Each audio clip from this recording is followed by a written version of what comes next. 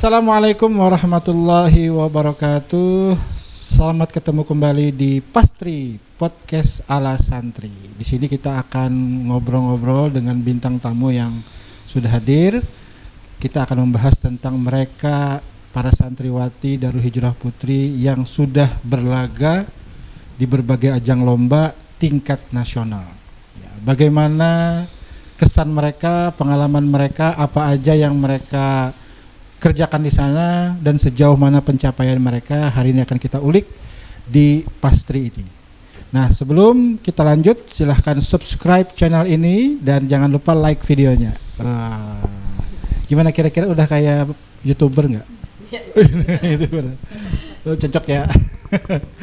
Oke pemirsa, jangan lupa bahwa Pondok Pesantren Darul Hijrah Putri masih menerima santriwati baru untuk tahun 2025-2026 sampai tanggal 6 Agustus 2025. Jadi buat pemirsa yang ingin keluarganya atau anaknya atau ponakannya bergabung dengan keluarga besar Darul Hijrah Putri, silahkan menghubungi nomor WA yang tercantum di sematan akun TikTok dan Instagram kami. Silahkan hubungi nomornya dan selamat mendaftar ya. Dan jangan lupa untuk mengetahui informasi-informasi serta apa saja kegiatan di Pondok Darul Hijrah Putri, Anda bisa follow akun TikTok dan Instagram Darul Hijrah Putri, yaitu @ponpes.darulhijrahputri. Wah, nah sekarang mari kita ngobrol-ngobrol dengan mereka. Assalamualaikum semua. Waalaikumsalam. Oke, pemirsa, mari kita kenalan sama mereka dulu ya kayaknya ya. Mereka ini adalah santriwati Darul Hijrah Putri yang barusan tidak berapa lama yang lalu mereka ini berlaga di tingkat nasional. Sekali lagi di tingkat nasional pemirsa. Tolong digaris bawahi ya, di tingkat nasional. Wah, keren. Ya, oke, kita kenalan dulu. Mungkin dari yang di sebelah kiri saya. Silahkan kenalin dulu. Ismi Melisa Putri Aurahma, Ana Al-Faslu Ashir. Ya, Melisa Putri Aurahma, kelas 10 ya. Oke, selanjutnya Ismi Salsabila Cinta Misyah Putri, Faslu Sadis Al-Faslu Nihai ya. Salsabila Cintami. Selanjutnya Ismi Vina Kansa Putri, Ana min Faslu Salis. Min Faslis Salis. Faslit Tasya ya, kelas 9 SMP. Selanjutnya Ana Ismi Akilana Rahadi, Ana min Faslus Samin. Min Faslis Samin, kelas 8 SMP Darul Hijrah Putri. Tepuk tangan dulu dong buat mereka. Ya, ini adalah sekali lagi seperti yang saya bilang di awal bahwa mereka ini adalah santriwati berprestasi dan barusan berlaga di tingkat nasional. Melisa Putri, ini lomba apa kemarin itu di tingkat nasional? Lomba Pidato Bahasa Indonesia. Lomba Pidato Bahasa Indonesia di ajang? Di ajang Olimpiade Intelligence Olimpiade kalau nggak salah ya? Ya, Intelligence Olimpiade. Di mana itu? Di Gontor, Kampus 1. Di Gontor Putri Kampus 1 di Mantingan, Ngawi, Jawa Timur.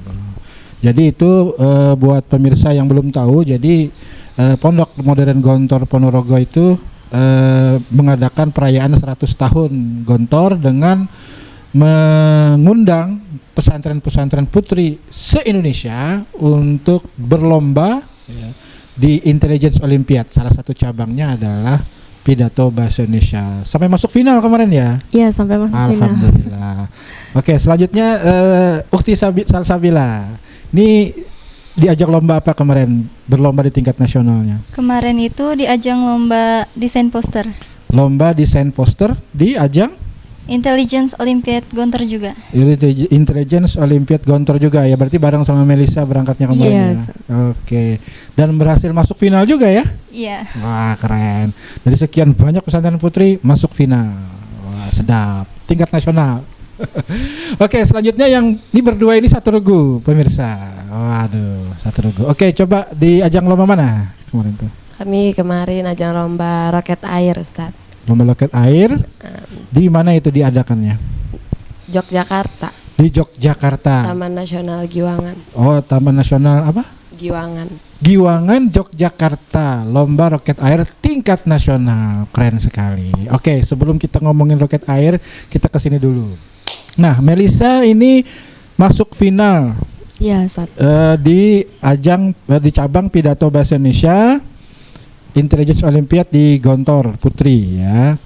Nah, awalnya gimana sih kok bisa nyampe ke sana? Nah,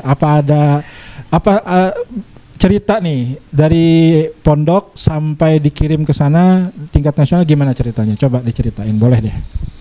Awalnya tuh Ana iseng ikut-ikut kayak lomba-lomba gitu, Ustaz. Dari LPTB. Terus kemarin ada lomba ke Gontor. Ana ikut juga. Ternyata pas penyelesaian final itu Ana kepilih.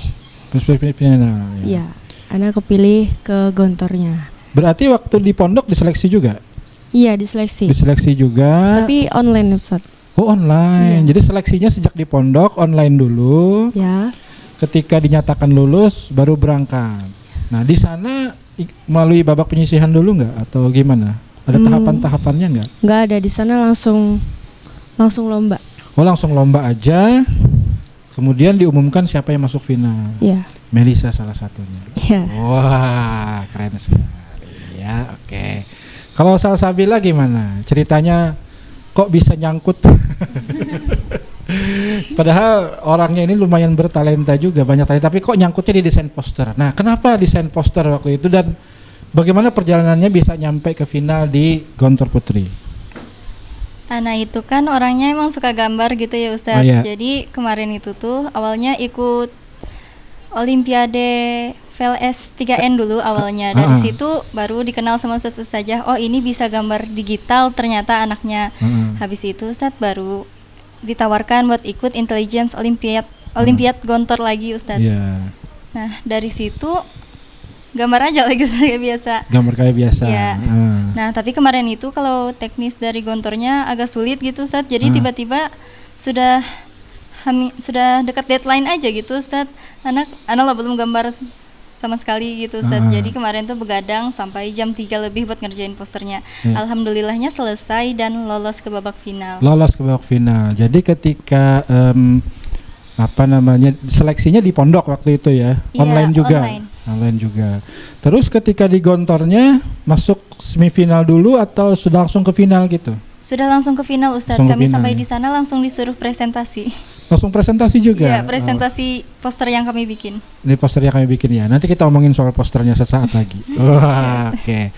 Selanjutnya teman-teman Roket Air nih.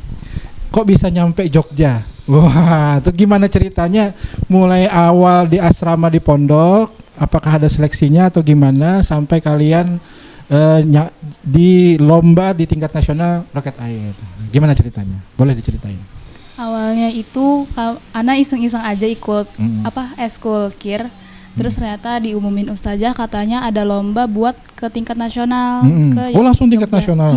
Oke. Tapi kami ada babak penyisihan sesama santri di sini. Oh, di sininya ada seleksi juga penyisihan di sini ya.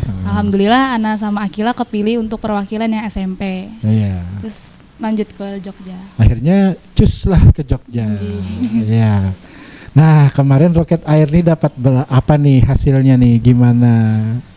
Kemarin Ana alhamdulillah dapat peringkat 21 dari seratusan sekolah inti kalau nggak salah. 21 ya. Berarti 21 dari ratusan sekolah se-Indonesia.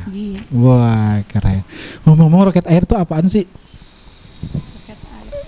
Ini teknologi ya, semacam apa ya pemirsa, mungkin buat pemirsa yang belum tahu mungkin bisa dijelasin apa sih roket air itu gitu.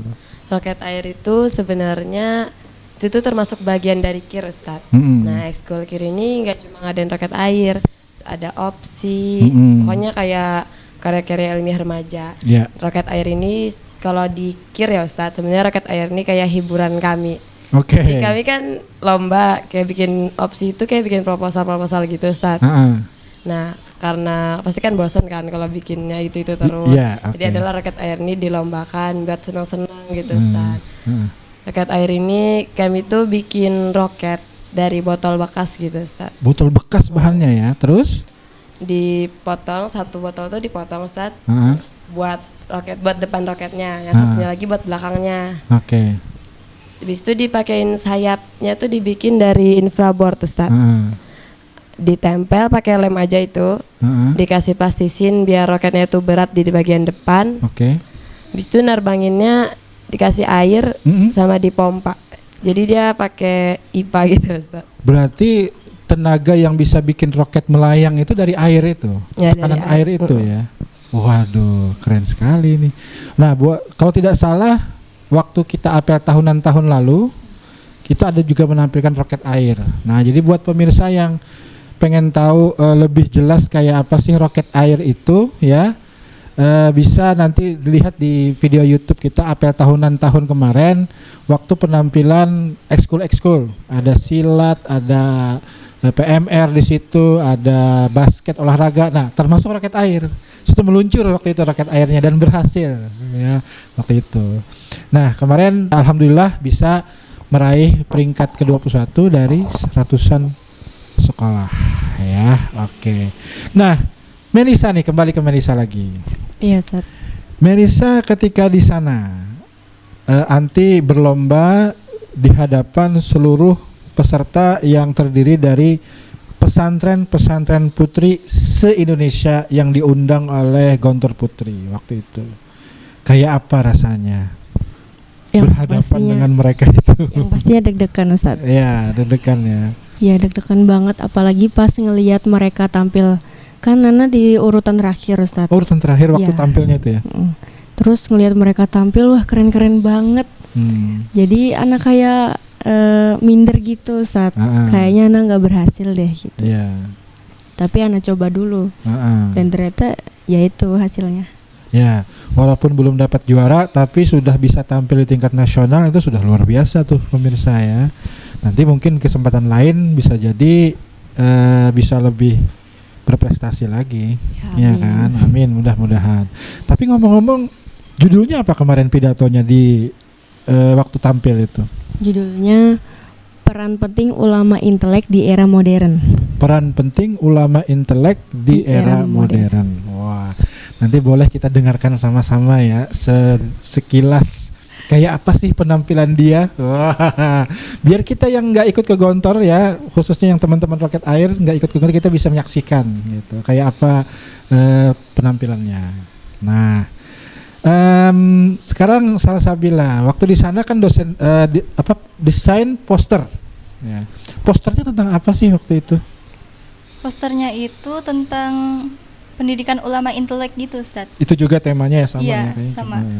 Jadi posternya berbentuk apa tuh kira-kira? Walaupun nanti kita tayangin nih nanti di video YouTube-nya. Kalau di poster itu ada gambar seorang santriwati itu lagi membuka buku, dari buku itu tuh keluar cahaya ilusi gitu, Ustaz. Oh gitu. Ya, di situ ada ilusi para ulama seperti Ibnu Sina, Al-Jazari, Jabir Ibnu Hayyan. Terus di bawah tokoh-tokoh ulama itu tuh, Ustaz, ada penerusnya gitu, Ustaz, tapi muslimah. Jadi kayak di bawah Ibnu Sina itu ada nanti tokoh muslimah, seorang dokter perempuan. Soalnya Ibnu Sina kan pencipta obat ya, Ustaz. Ya, penemu itu dokter lah pokoknya, dokter ahli di zamannya ya, mungkin dokter apa ya dokter yang terhormat ya. Ini mohon maaf sedikit menyela ya, jadi buat kita supaya kita ketahui bahwa Ibnu Sina itu tidak hanya dikenal sebagai seorang dokter tapi juga ya dokter utama. Saya pernah ketemu sama salah seorang mahasiswi kedokteran di, kalau tidak salah, di Universitas Lambung Mangkurat Banjarmasin. Dia cerita ternyata bukunya Ibnu Sina yang berjudul Qonun At-Tib itu dibaca menjadi bacaan wajib di Fakultas Kedokteran. Wah, jadi pas banget kalau dia mengangkat Ibnu Sina gitu. Jadi pesannya apa tuh di poster itu? Nah, pesannya tuh, Ustadz, itu tuh menyampaikan kalau ilmu yang ditemukan sama ulama terdahulu tuh nggak cuma berhenti di zamannya, bisa kita lanjutkan sampai zaman sekarang, Ustadz, bisa terus kita kembangkan gitu loh, Ustadz. Jadi jangan beranggapan Islam tuh cuma belajar kitab, cuma belajar agama, soalnya ilmu-ilmu yang sekarang tuh ternyata temuan ulama zaman terdahulu. Gitu loh, Ustadz. Betul banget, ya setuju kita ya. Ya, jadi apa yang sudah dicetus oleh para ulama sekaligus juga ilmuwan zaman dulu itu ya kita harus teruskan ya kan, harus teruskan. Dan memang kontribusi mereka yang kita nikmati sekarang, dan tugas kita adalah mengembangkan. Jangan sampai berhenti nih perjuangan ulamanya ini, ya. Oke. Nah, Masih Salsabila, gimana rasanya waktu itu? Kan poster ditayangkan di hadapan seluruh pesantren putri juga, dan presentasi di sana. Kayak apa rasanya tuh mempresentasikan poster itu dan melihat lawan-lawan nih? Gimana? Ana kebagian nomor urut terakhir, Ustadz. Terakhir juga. Iya, terakhir juga sama kayak Melisa. Kami juga bingung, Ustadz, kok sama-sama terakhir gitu loh, Ustadz. Terus yang tampil duluan tuh yang maju semua tuh kayak keren-keren gitu, Ustadz. Oke. Kayak banyak persiapannya. Bahkan banyak bawa alat peraga juga gitu loh, Ustadz. Misalnya di poster mereka tuh ada gambar pesawat. Mereka beneran bawa itu mainan pesawat buat nyontohinnya, Ustadz. Ana tuh nggak bawa apa-apa gitu, Ustadz. Bahkan ngeprint poster aja enggak gitu loh, Ustadz. Jadi kayak aduh, langsung minder, Ustadz. Yang nonton presentasi itu dari kelas 1 sampai 3 SMP, Ustadz. Oh gitu. Iya, tapi itu udah masuk ribuan kayaknya, Ustadz. Soalnya satu angkatan di Gontor itu banyak, Ustadz. Oh, berarti yang menonton santriwati Gontor. Iya. Kemudian pesantren-pesantren putri, peserta-peserta dari pesantren putri lain ya. Iya, Ustadz. Kalau tidak salah Melisa sama Salsabila itu, kalau kalian coba-coba hitung itu berapa tuh lawan kalian waktu itu se-Indonesia itu? Kira-kira berapa pesantren putri yang ikut? Yang kalian tahu? Waktu itu ada disebutkan tapi lupa, Ustadz. Cuma sekitar 100-an yang lolos ke final. 100-an ya. Lawan pertandingan waktu itu ada 100-an pesantren putri ya. Itu kalau total semua perlombaan, Ustadz. Tapi kalau untuk masing-masing kriteria lomba tuh 15 orang. Oh, 15 orang yang lolos ke finalis. 15 orang yang lolos ke final. Ya, kalau debat itu kan emang bertiga gitu ya, Ustadz. Melisa juga gitu ya, berarti 15 orang finalis. Iya. 15 orang finalis. 15 dari berapa banyak pesantren putri? Wah, luar biasa itu, ya kan. Nah, sekarang kita ke roket air. Kalian di situ roket air lombanya kayak gimana sih? Maksudnya yang dikerjain dan kriteria penilaiannya apa aja dalam lomba roket air itu? Waktu meluncurkan itu atau gimana gitu? Gimana? Kemarin itu kami pertama kali datang, tuh lomba roket air ini konsepnya tuh roket airnya dibikin di sana, Ustadz. Oh, dibikin langsung di sana, bukan dibawa dari rumah. Sebenarnya dulu ada yang dibawa dari sini, tapi yang kami kali ini dibikinnya di sana. Jadi kami jam 8 tuh sudah standby, jam 8 tuh sudah mulai pembuatan di situ, Ustadz. Jam 8 kalau enggak jam 9 kemarin tuh. Kasih waktu 2 jam tuh buat bikin 2 roket. 2 roket? Iya, harus 2 roket. Bukan cuma 1, harus 2 gitu ya. Jadi pas itu ngejar waktu banget, Ustadz. Apalagi kan ada kecelakaan kan, gak tahu apa-apa. Kemarin tangannya Tivina kegores cutter. Oh, kegores. Oh gitu ya.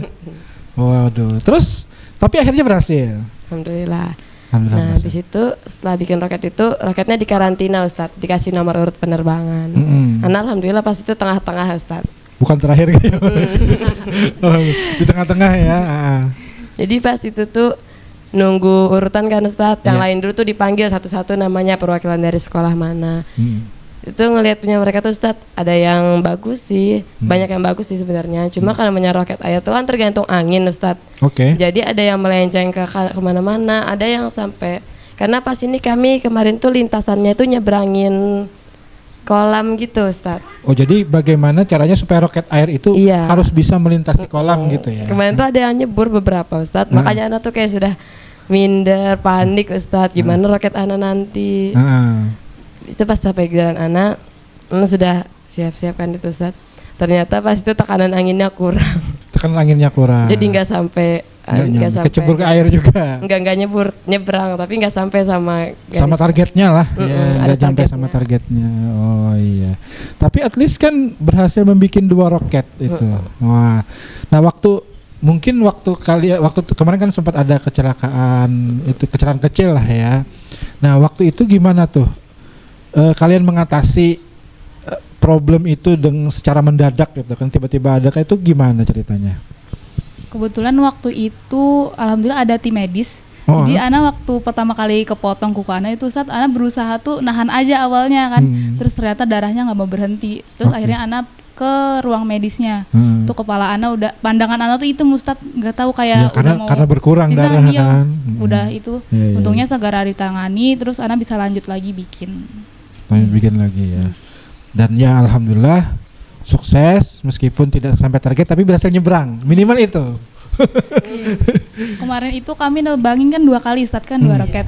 Nah yang pertama punya anak itu lurus, cuman dia melewati atau kurang gitu kalau nggak salah. Alhamdulillah waktu yang kedua itu anak masuk ke lintasannya, ke area lintasannya di 26, berapa gitu dari titik meternya. Meternya. 20. Tapi masih masuk area, makanya anak alhamdulillah dapat peringkat 21 itu. 21 itu artinya ya masih masuk kategori standar lah ya kan. Ya. Jadi kecelakaan kecil tadi berbayar. Wah, terbayar. Ada hasilnya alhamdulillah. Nah, alhamdulillah terbayar lah ya. Nah, ini luar biasa nih. Berarti teman-teman yang Roket Air paling tidak sudah bisa menerapkan menerapkan ilmu teknologi praktis lah ya. Ini luar biasa. Konon katanya dengar-dengar mau lanjut ya lombanya. Iya. Ke tingkat dunia. Ya, wah, ke tingkat internasional. Se-Asia. Oke, bisa diceritain nggak lombanya tuh kayak gimana dan kapan nanti penyelenggaraannya?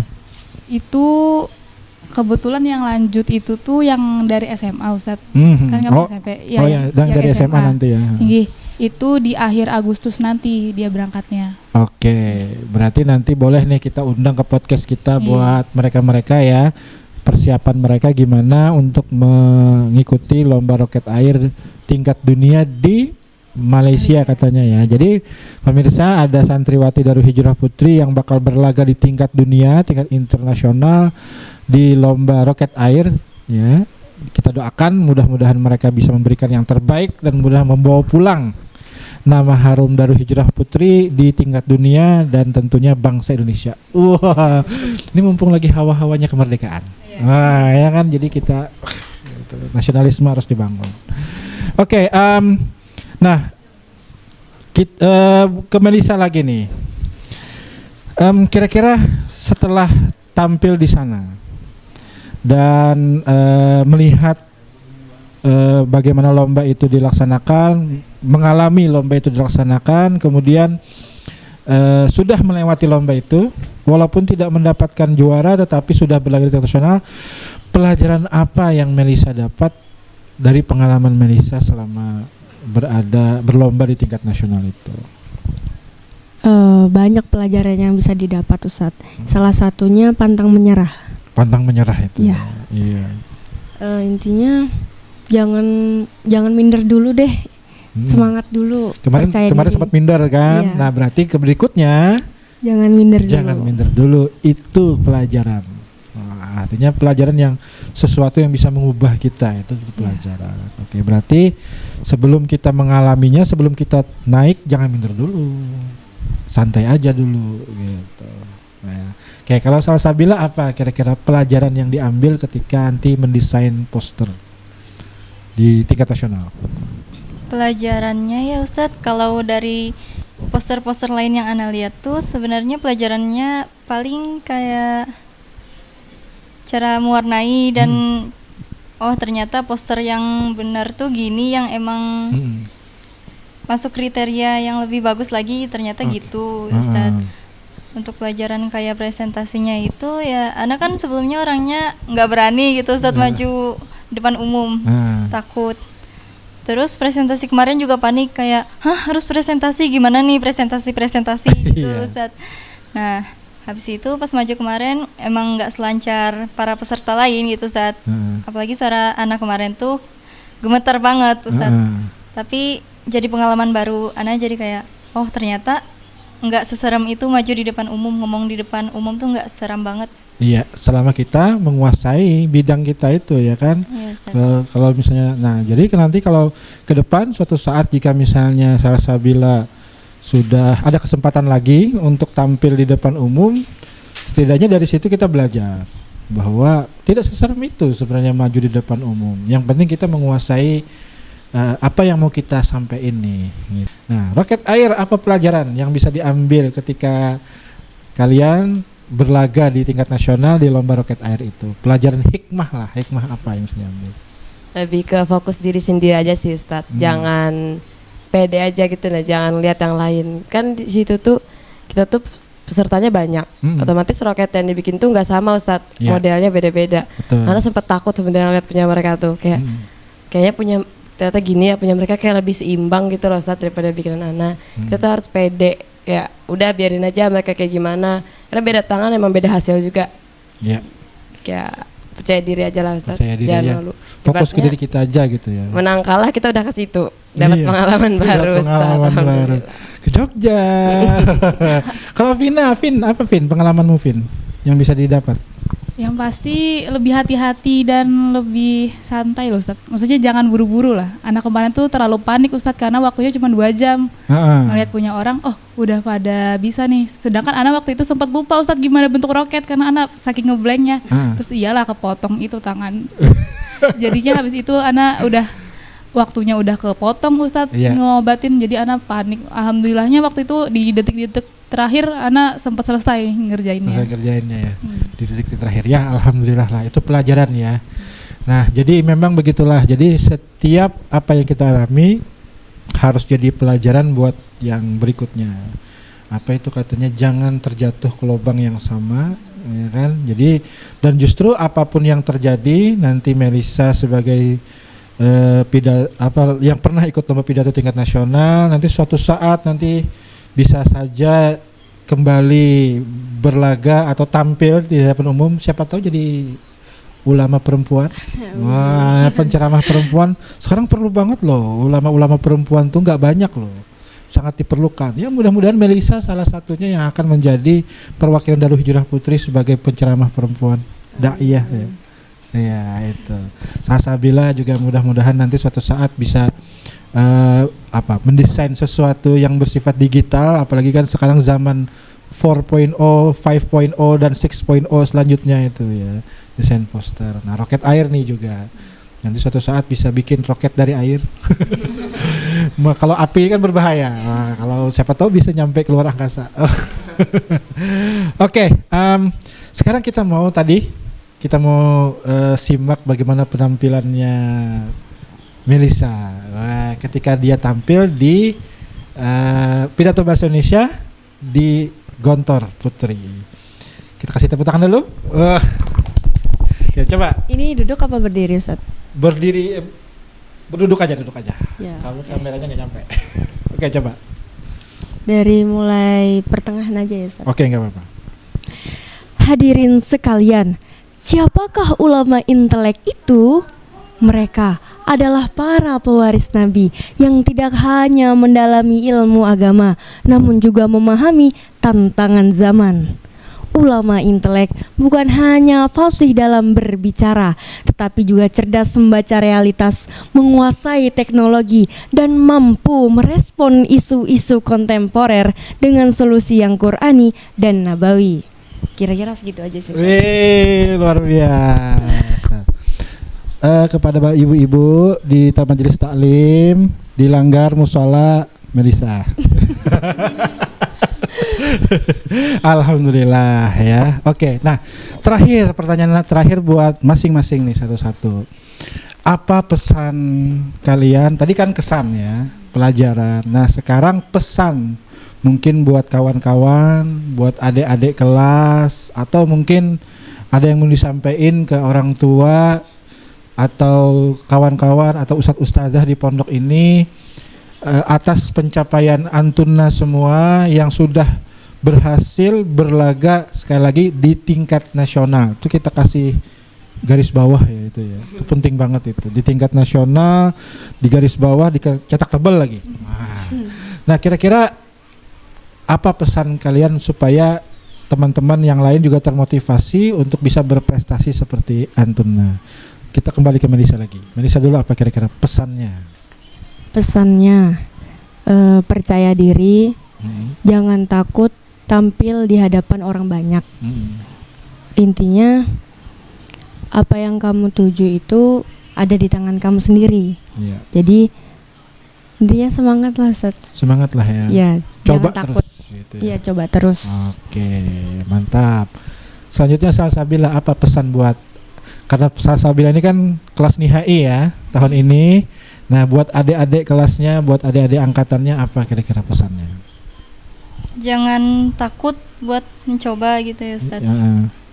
Terus jangan keburu minder sama pencapaian orang lain. Soalnya kita tuh selalu berproses walaupun hanya 1%, tapi setidaknya kita berproses terus Ustaz. Oh gitu.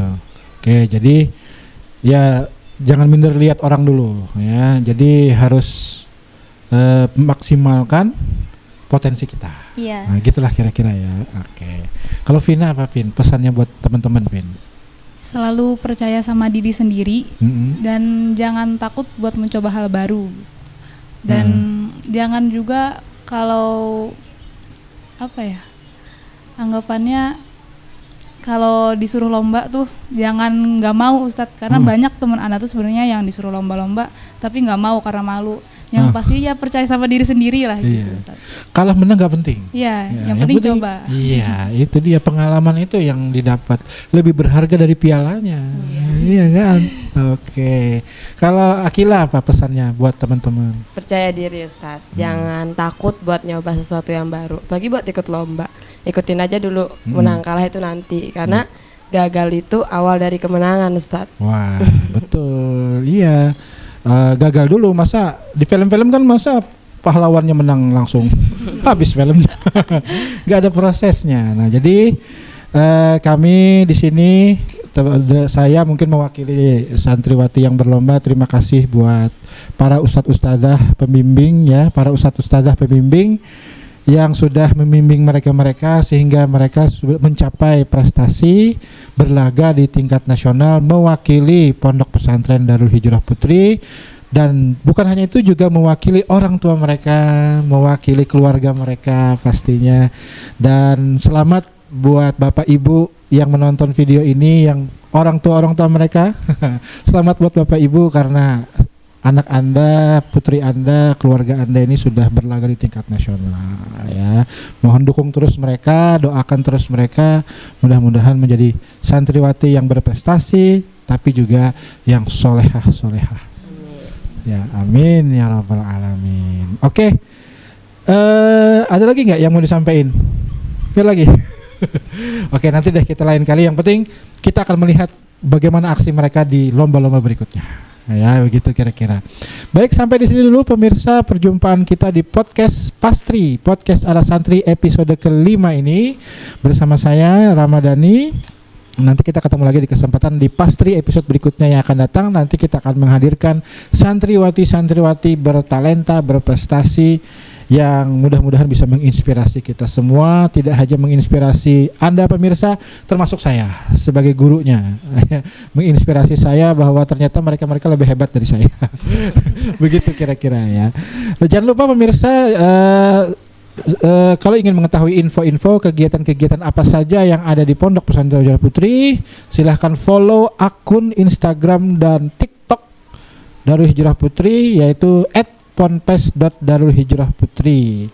Terus juga simak video-video dan tayangan-tayangan kami di YouTube Darul Hijrah Putri. Subscribe channel ini dan like videonya. Wah, ya. Oke, sampai di sini dulu perjumpaan kita pemirsa. Dengan demikian sampai ketemu lagi ya. Ukti-ukti semua, selamat sekali lagi buat pencapaian Antuna, dan titip salam untuk keluarga-keluarga, orang tua dan keluarga kalian. Ya. Oke, terima kasih pemirsa. Assalamualaikum warahmatullahi wabarakatuh.